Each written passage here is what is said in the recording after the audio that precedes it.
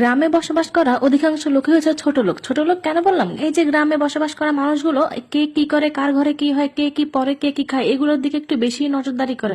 কিন্তু এটা শহরের দিকে তাকালে দেখা যায় যে কে কি খেলো না খেলো, কার ঘরে কি হলো, শহরের মানুষ কিন্তু একজনের ঘরের খবর একজনের জানেই না, খোঁজ খবরও নেয় না।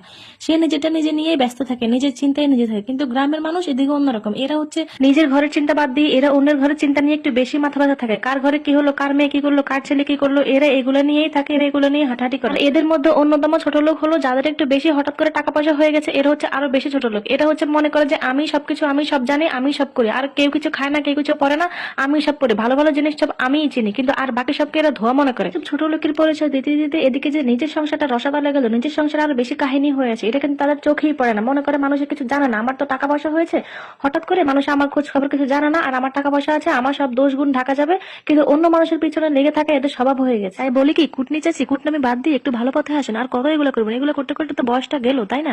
এরপর আপনার ছেলে মেয়ে কি করে সেদিকে একটু খেয়াল রাখেন, সংসারটাকে একটু ভালো করে সামলান, না তো সব রসাতলে এমনিই গেল, আরো সব যাবে। আর এগুলা বাদ দিন, এগুলার কইরেন না। আর কত করবেন এগুলা? বয়স তো শেষ। আয় হায় আন্টি।